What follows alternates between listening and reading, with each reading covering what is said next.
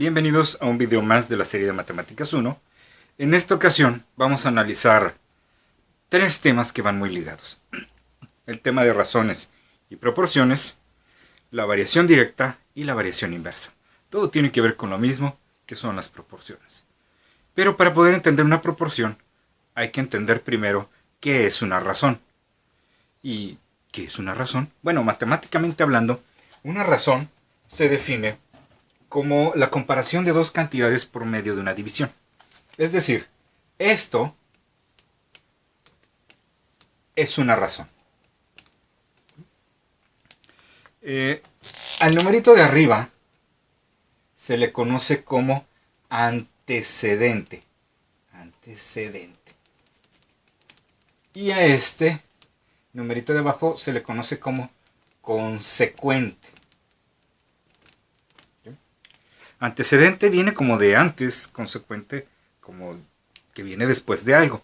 Y eso es por la antigua notación que se utilizaba en las razones. Que era la siguiente. ¿Sí? Ya casi no se utiliza, ahora se utiliza más la forma de la división porque nos permite entrar más fácilmente al mundo de la álgebra. Entonces, anteriormente este A entre B se conocía, se simbolizaba como A y B. ¿Sí? De hecho, esta cosa se leía como A es AB. Como este va antes, leyéndolo de izquierda a derecha, por eso la A es el antecedente, porque va antes, y la B es el consecuente. Entonces, esto en cuanto, como le estoy diciendo, a una razón. Se usan mucho las razones, problemas como de escalas, ¿sí? Como cuando uno compra algún juguete y dice escala 5 de 10 a 1 o de 1 a 100, etc., ¿no? Indicando que un centímetro del juguete equivale a 10 centímetros, 12 centímetros, 8 centímetros, lo que sea del objeto real. Eso está a una razón que se conoce también como escala. ¿Sí? Ahora bien, si una razón se puede escribir como una fracción, y recordando que en aritmética tenemos fracciones equivalentes que indican la misma proporción, el mismo quebrado, entonces tenemos cosas como esta. Por ejemplo, 5 décimos es una razón, pero 3 sextos equivale a lo mismo. Los dos son un medio. Esta es una razón, esta es una razón.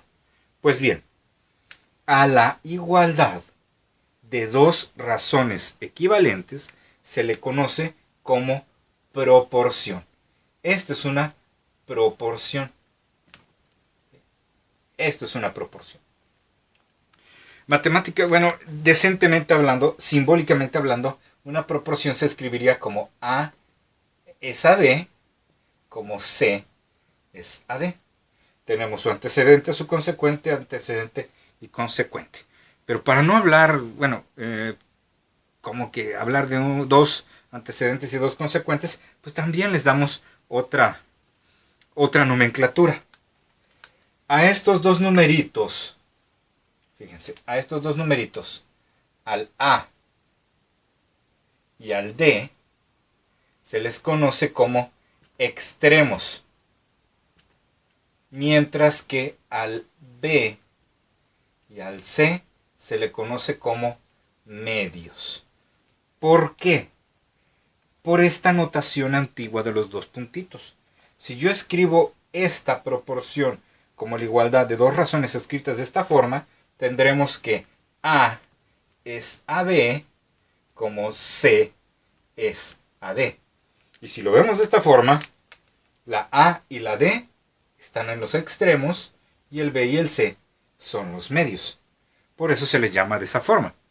Entonces, estaríamos hablando del antecedente extremo o del antecedente medio o del consecuente extremo, o del consecuente extremo, o el consecuente medio.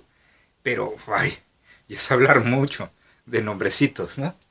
Esto es pues el concepto de, por una parte, la razón, que va de nuevo, se define como la comparación de dos cantidades por medio de una división, y la proporción, que como dijimos, es la igualdad entre dos razones que son equivalentes. Eso significa que no cualquier igualdad, que no puedo escribir yo dos fracciones y ponerles un igual en medio y eso mágicamente se transforma como una proporción. No, definitivamente no. Basta decir con que yo puedo escribir de este lado 9/5 y de este lado escribir un medio, y eso no es una proporción. Aunque estoy igualando dos fracciones, pero esas fracciones no son equivalentes. Por esta parte, esta es una fracción propia, esta es una fracción impropia, nunca pueden ser iguales. Esto ni siquiera lo deberíamos escribir. Eso no es una proporción. Deben de representar a la misma porción del entero. Ahora, vamos a lo que sigue. Vamos a ver la propiedad fundamental de las proporciones.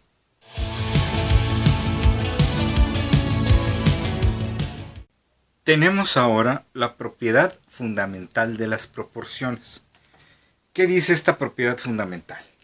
Dice que si yo tengo cualquier proporción válidamente escrita, por ejemplo, A entre B igual a C entre D, entonces el producto de los extremos será igual al producto de los medios. Es decir, A por D va a ser igual a B por C.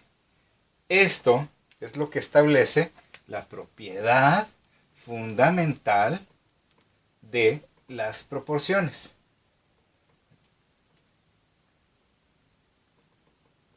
Y tiene una importancia grandísima porque nos permite resolver gran cantidad de problemas desde la primaria. Pero antes de ver ese tipo de problemas, vamos a hablar de un ejemplo práctico. ¿Sí? Bueno, más que práctico, un ejemplo numérico que nos permita comprobar que es cierta esta propiedad fundamental de las proporciones. Por ejemplo, supongamos que tenemos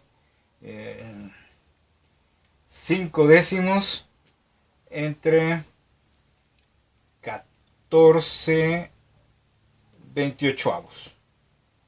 No, es muy grande. Algo que sea un poquito más fácil. La mitad de eso. Sí, la mitad de eso. 7 14avos. Ok, ¿quiénes son los extremos? Bueno, los extremos serían 5 y serían 14. Si yo multiplico los extremos 5 por 14, ¿qué voy a tener? Bueno, 5 por 4, 20. Escribo 0, llevamos 2. 5 por 1, 5 y 2 son 7. Y los medios son 7 y son 10. Y si los multiplicamos, 10 por 7 son 70. Valen lo mismo. Efectivamente se cumple la propiedad fundamental de las proporciones. Ahora bien, digamos que yo estoy pensando en esta proporción.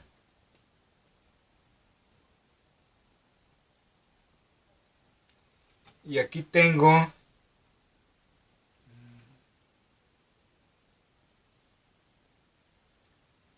ahí está. Pero por alguna razón se me perdió el numerito de aquí.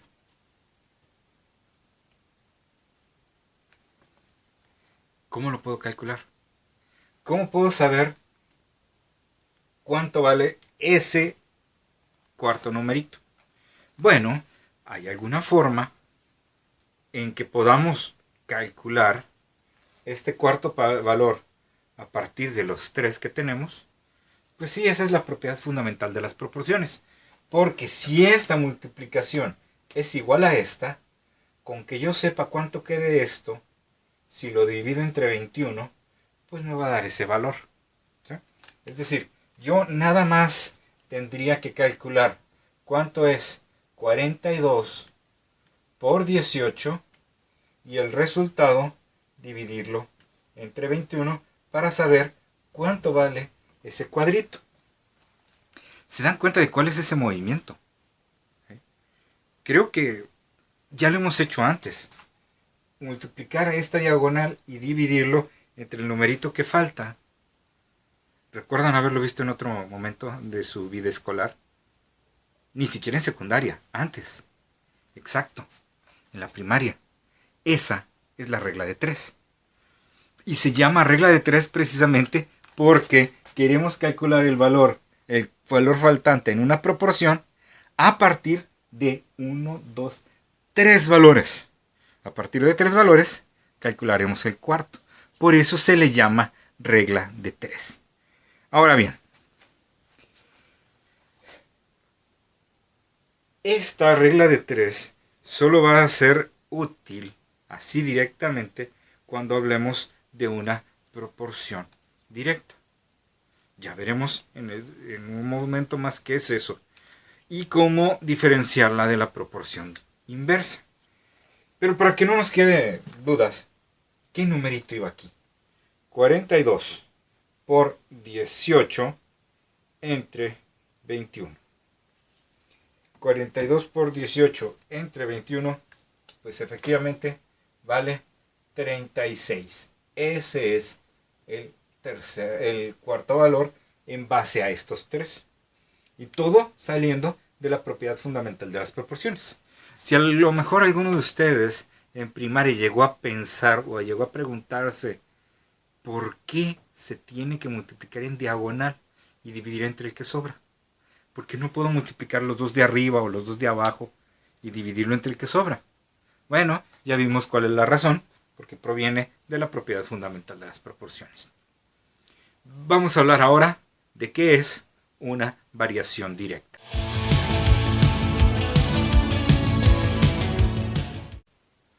Imaginemos el siguiente problema. Pensemos que un paquete de una docena de lo que ustedes quieran cuesta 20 pesos, ¿ok? Entonces, 12 piezas de algo cuestan exactamente 20 pesos. Y queremos saber cuánto costarían 15 piezas de ese objeto. Y antes de que empiecen a hacer cálculos, permítanme un momentito. Lo que quiero que pensemos es cómo debe de ser el resultado.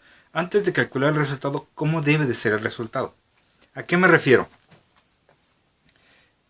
El 12 se está incrementando a 15. El número de piezas de 12 se está incrementando a 15. 20 se incrementará o se reducirá. ¿Qué nos dice el sentido común? Bueno, pues el sentido común nos debe decir que debe de ser más grande. ¿Por qué? Porque si voy a comprar más piezas, pues tengo que pagar más. Entonces yo espero obtener más. Fíjense lo que va a ocurrir aquí. Esta variable que es el número de piezas está creciendo. Va de más chico a más grande. El precio también está creciendo. Va de más chico a más grande. Yo normalmente cuando analizo este tipo de problemas me gusta poner las flechitas del valor más chico al valor más grande. Y eso me permite ver lo siguiente. Las dos flechas van en el mismo sentido. ¿Por qué? Porque las dos variables se están incrementando, el número de piezas con el costo de las mismas. Ese tipo de problemas se conoce como problemas de variación directa, cuando las dos variables aumentan o las dos variables disminuyen. Por ejemplo, que no sean 12 piezas, que sean 6 piezas. ¿Cuánto, con respecto al 12, cuánto debería de ser el costo? Debería de ser ¿Más grande o más chico? Bueno, si analizamos el crecimiento entre el 6 y el 12, pues el 12 se está haciendo más chico. Es decir, que si mi flechita va de menos a más, el precio también tendría que ir de menos a más. Porque si por 12 piezas me cobran 20 pesos, por 6 piezas me deben de cobrar menos. De hecho, ¿qué tanto menos? Pues es la mitad. Aquí tendríamos el 10. Pero específicamente, volviendo al problema del 15, ¿cuánto tendría que hacer? Bueno, si las dos flechitas van en el mismo sentido, y es bien importante, traten de recordarlo, si las dos flechitas van en el mismo sentido, entonces puedo escribir una proporción. ¿Sí? ¿Qué tipo de proporción? 12 es a 15, como 20 es al valor que estamos buscando. Este valorcito de aquí. Entonces así yo escribo mi proporción. ¿Y qué sé de mi proporción? Pues que se pueden multiplicar los extremos, bueno, en este caso los medios, y dividirse entre el extremo solitario. De tal forma que x sería 15 por 20 entre 12. ¿Cuánto es 15 por 20? Bueno, 2 por 5 son 10, llevamos una. 2 por 1 son 2 y 1 son 3. El 0 de aquí entre 12. 300 entre 12. ¿Cómo cuánto es 300 entre 12? A ustedes que les gusta dividir cosas. Bueno, si hacemos la división de 300 entre 12, mentalmente supongo que deben de ser algo así como 25 pesos. 25 pesos. Ahí ustedes en casita con la calculadora pueden comprobar este resultado. 300 entre 12 es 25. Estamos resolviendo este problema por medio de proporciones. Y a la hora de la multiplicación de las proporciones lo estamos haciendo como una regla de 3 típica que conocemos desde la primaria. ¿Sí? Solo que, pues no lo estamos haciendo tan directamente de primaria porque el programa de estudios no me dice abiertamente resuelve problemas de regla de 3. Me dice estudia razones y proporciones. Por eso, el problema lo estamos escribiendo por medio de una proporción para después, en base al teorema, a la propiedad fundamental de las proporciones, poder hacer la operación y poderlo resolver. Entonces, moraleja bien importante, este tipo de problema en el que las dos variables están aumentando o las dos variables están disminuyendo, se llama un problema de variación directa. Y me permite tomar los valores que me importan, 12, 15, 20 y mi incógnita, y vilmente ponerlos sobre una proporción, sin hacerles nada. Fíjense, agarré el 12 que está en la esquina, órale. El 15 que está bajito, órale. El 20, aquí mi incógnita, pum. ¿Sí? Casi podría decirles que estoy poniendo rayita, rayita e igual y estoy formando mi proporción. Casi. Entonces así, en base a un problema de variación directa, escribo una nueva proporción y resuelvo mi problema empleando la regla de 3. Vamos a analizar ahora qué es la variación inversa.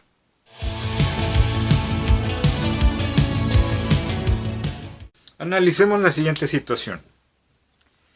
Digamos que un grupo de amigos deciden en un fin de semana, un sábado, por ejemplo, reunirse a jugar videojuegos. Y para eso compran un buen bonche de tacos porque van a estar jugando videojuegos y tragando tacos como si no hubiera un mañana. Son 4 muchachos. Son 4 personas. 4 chamacos. Y en total compraron, ¿qué les gusta?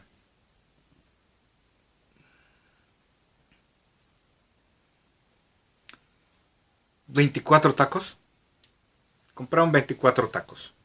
Entonces, si son 4 personas, más o menos de cuántos tacos le están tocando por persona.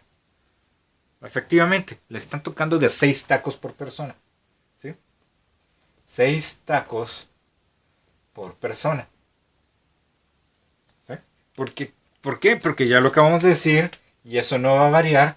Estamos hablando de que hay 24 tacos totales. Eso no va a cambiar en todo nuestro problema. Son 24 tacos totales. Pero justo antes de que se pongan a jugar y a tragar tacos, suena el timbre. Y son las 4 novias de estos muchachos que les cayeron de sorpresa para aguarles la fiesta. Entonces ya no son 4 personas, ¿verdad? Ahora son 8 personas. ¿Sí? ¿De a cuántos tacos les debe de tocar por persona? Este número está aumentando, obviamente, de 4 a 8. Está aumentando. ¿El número de tacos por persona va a aumentar? No tendría sentido. No tendría sentido porque tendría que ser el doble. Fíjense, aumentó al doble. Tendrían que ser 12 tacos. 8 por 12 no son 24. No se está cumpliendo la proporción. Algo está pasando ahí. Lo que pasa es que si usamos el sentido común, si siguen siendo los mismos 24 tacos, pero ahora hay más personas, pues tocan de a menos tacos por persona. ¿Sí? Tendrían que tocar, o como bien se lo andará imaginando, pues la mitad. Tendrían que tocar 3 tacos. ¿Por qué? Porque 8 por 3 son 24. Fíjense que mi flechita, que va de menos a más, va en sentido contrario. Va en sentido contrario, a diferencia de lo que acabamos de ver hace ratito, que cuando una flechita sube, la otra también sube. Cuando una flechita baja, la otra también baja. Ya se hicieron a la idea de que van a tener que estar jugando frente a las muchachas, pero por alguna extraña razón, una parejita se pelea, la muchacha sale corriendo y el novio va atrás de ella. Entonces de repente pues ya no son 8 personas, ahora son 6 personas. ¿Sí? 6 personas. De 8 a 6 se está reduciendo. Vamos de menos a más. Y el número de tacos, ¿qué va a pasar? Del 3, ¿va a aumentar o se va a disminuir? Pues debe de aumentar. Y si va de menos a más, esta flechita iría así. ¿Por qué? Porque necesitamos que sigan siendo 24 tacos. 6 por 4 me daría 24. Estamos hablando de que de 8 a 6 se redujo, de 3 a 4 aumenta. Aquí de 4 a 8 aumentó, de 6 a 3 se está reduciendo. Las flechitas no van en la misma dirección. Todo problema de proporciones, de variación así, de ese estilo, que nos huele a regla de 3, pero en donde las dos variables, personas y tacos, o lo que sea, pero en este caso personas y tacos, no van en la misma dirección, sino que una sube y la otra baja, o viceversa, una baja y la otra sube, decimos que es un problema de variación inversa. ¿Cuál es el principal problema de la variación inversa? Que no me genera directamente una proporción. Porque si se acuerdan, la proporción debe cumplir la propiedad fundamental de las proporciones. Y si yo me imagino que esto es una proporción decente, pues si yo escribo 4 entre 8, debe ser igual a 6 entre 3. Pero no es cierto. ¿Por qué? Porque fíjense qué pasa aquí. 4 por 3 es 12. 8 por 6 son 48. No son iguales. Porque la variación inversa no me cumple la propiedad fundamental de las proporciones. A menos que hagamos una pequeña trampa. ¿Cuál sería esa pequeña trampa? Voltear una de las fracciones. para que entonces sí las flechas queden en el mismo sentido. Voy de arriba a abajo va mi flecha. 4 y 8, 4 y 8. Aquí va de abajo hacia arriba, pero ¿y si la volteo? 3 y 6. Vamos a ver que ya se va a conservar esa propiedad fundamental. 4 por 6 da 24, 8 por 3 da 24. ¿Me expliqué? Entonces, si yo ya me di cuenta que mi problema es de variación inversa, entonces lo que tengo que hacer para resolverlo por medio de una variación, de una proporción, es darle vuelta a una de las variables. No a las dos, a una. Cualquiera, pero más darle vuelta. Puedo dejar el 4 entre 8 y en lugar de que sea 6 entre 3, voltearlo como 3 entre 6. O si quiero dejar el 6 entre 3, esto lo tengo que voltear. De tal forma que a la hora de que yo escriba mis numeritos, fíjense, esta flechita sigue yendo de arriba hacia abajo, pero esta flechita que iba del 3 al 6, ahora la estoy volteando. Y ya las dos flechitas me quedan en el mismo sentido. Entonces esa trampita que tengo que hacer a la hora de pasar de mi planteamiento a mi proporción, le tengo que dar vuelta para poder aplicar para poder escribir la proporción y poder, dado caso, resolver un problema en el que me falte un último dato. ¿Sí? Ok. Vamos a aplicar estos conocimientos a dos problemitas. Uno va a ser regla de 3 directa y otro regla de 3 inversa.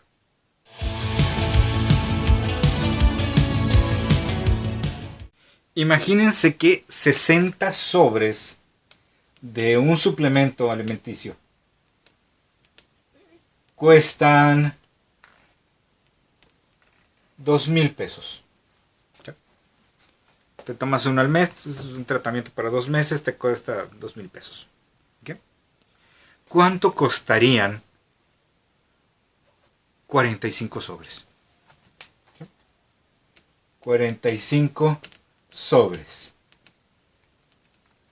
¿Cuál es el costo de 45 sobres?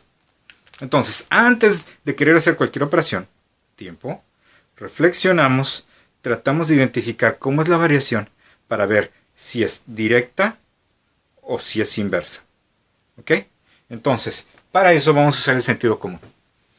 Si mi número de sobres va a disminuir, es decir, va de más chico a más grande, ¿cómo debe de ser el precio? Debe ser más chico o más grande. Bueno, si estoy comprando menos sobres, debo de pagar menos dinero. Tengo que ir del más chico a más grande. Y si veo que mis dos flechitas van en el mismo sentido, entonces puedo escribir mi proporción. Es decir, 60 es a 45, como 2,000 es a este valorcito que no sé cuánto es. Y ya una vez que tengo mi proporción, puedo tratar de calcularlo por medio de la regla de 3. Porque x, mi cuarto valor, va a ser la multiplicación del primero y el segundo dividido entre el tercero. 45 por 2,000 entre 60. Ahí está. ¿Cuánto es 45 por 2,000 entre 60? Bien, podría intentar hacerlo a manita, que no está tan difícil. Es más, vamos a hacerlo en calculadora y ahorita les muestro una forma relativamente fácil para no tener que hacer toda la operación y sí ir simplificando los números de una forma que nos quede mucho más fácil para poder hacerlo mentalmente. Entonces, 45 por 2,000 entre 60. Eso queda 1,500 pesos. ¿Sí? 1,500 pesos. Entonces, solución son 1,500 pesos. Ahí caray, escribí 15,000. Ahí está, 1,500 pesos. Ok, ¿cómo podríamos hacer, ya hablando de otras cosas, cómo podríamos hacer esa multiplicación? 45 por 2000 entre 60. Primero que nada, puedo reducir mucho el problema matando los ceros. ¿Ok? ¿Se dieron cuenta? Maté estos. Entonces, mi problema en realidad ya ahora es 200 entre 6. Y el 45 también multiplicando. Yo sé que el 6 es 2 por 3. Entonces, permítanme pensar en 2 por 3. ¿De acuerdo? 200 entre 2. ¿Sí? 200 entre 2 me va a quedar a 100. 45 entre 3 me va a quedar 15. 100 por 15 es 1500. Ahí está. ¿Se dieron cuenta? Puedo ir simplificando arriba y abajo de la división para que me queden números que pueda yo multiplicar mentalmente mucho más fácil sin tener que estar haciendo demasiado trabajo con números más grandes. Si alguna vez tienen que hacer alguna operación y no tienen calculadora, esto les puede servir. Ok, vamos al último ejemplo.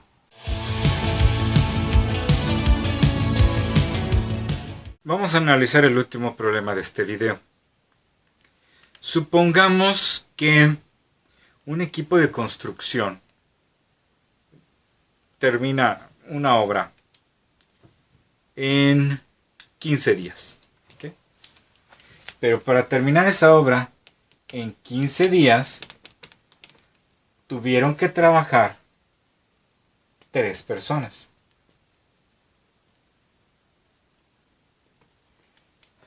Yo ocupo que el trabajo se haga antes. Yo ocupo que el trabajo se haga en tan solo 5 días. ¿Cuántas personas necesito que estén trabajando? ¿Sí? Si en lugar de 15 días necesito que sean 5 días, ¿qué va a pasar con el número de personas? ¿Va a aumentar o va a disminuir?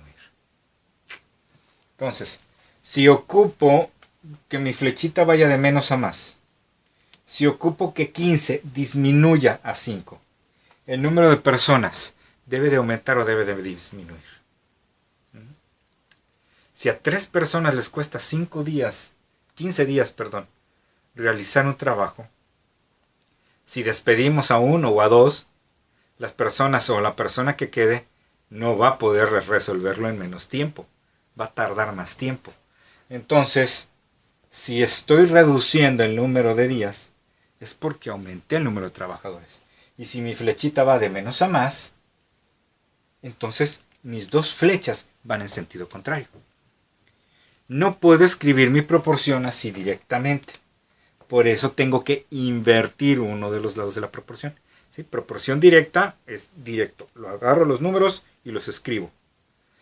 Proporción inversa es, una de ellas la tengo que invertir, la tengo que voltear. Yo podría escribir 15 es a 5, como no puedo escribir 3 es a x. Tengo que voltearlo. X es a 3. Y de esta forma ya tengo una proporción decente. De eso sí voy a poder extraer, por medio de la regla de 3, el numerito que hace falta. Porque x va a ser 15 por 3 entre 5. 15 por 3 es 45. Entre 5, esto es 9. ¿Con eso resolví mi problema? Claro que no. Estas son solo las operaciones. Cuando me hacen una pregunta como es un problema, tengo que dar una respuesta. Y la solución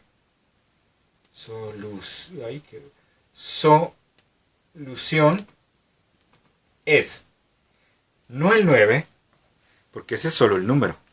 Y yo aquí ocupo contextualizarlo, es decir, ocupo una cantidad. ¿9 qué? 9 personas. ¿Ok? Así se resolvería. Y porque es lo que ocupamos, porque es lo que el programa ocupa, que ustedes sepan. Estos son los pasos que deben de utilizar, que deben de aplicar para resolver estos tipos de problemas y los que veremos en las prácticas y en las tareas. Planteamiento, ¿sí?, que nos va a permitir analizar qué operaciones vamos a hacer. La proporción, ya sea que haya sido directa o que le haya tenido que dar la vuelta a una porque es inversa. La operación y la solución. Planteamiento, proporción, operación, solución. Son esos 4 pasos. Y que no les falte. ¿Ok? Bueno, seguiremos trabajando con problemas relativamente parecidos en los siguientes videos. Hasta la próxima.